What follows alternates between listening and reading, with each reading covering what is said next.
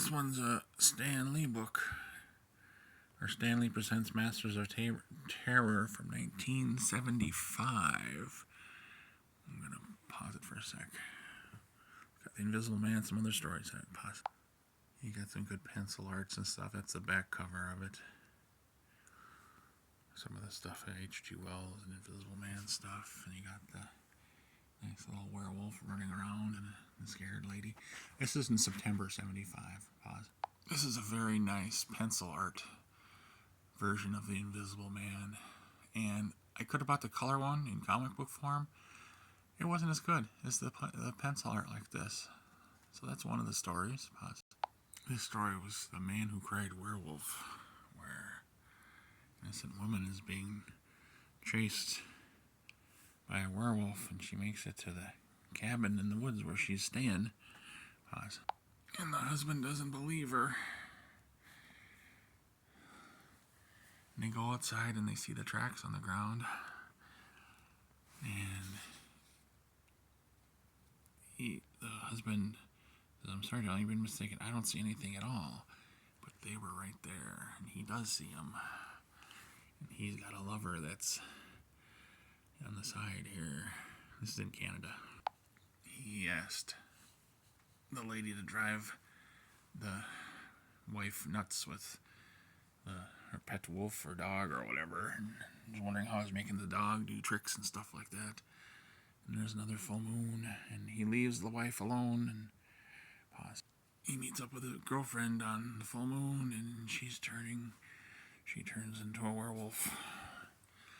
Leaves him alone and goes running off to the cabin to go attack his wife, who screams. He stops her, yells at her to stop, and she runs off.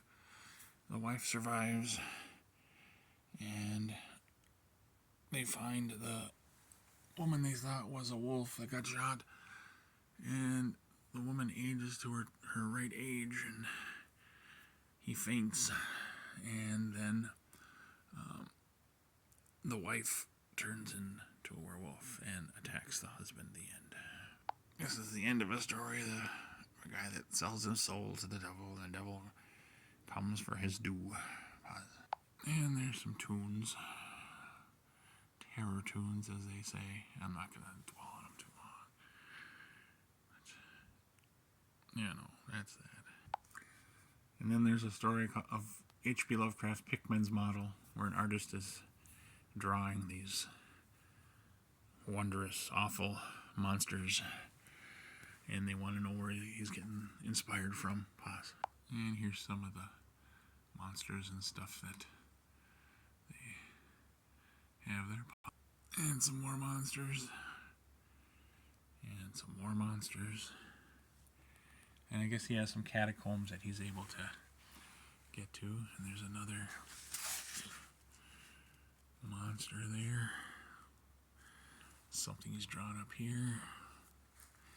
They're going to the catacombs, and one of the guys finds out that it's a photograph that someone took of the monster as he was painting the monster. So, that's scary. And that's about it for that one. I'm going to move on to another one. See ya.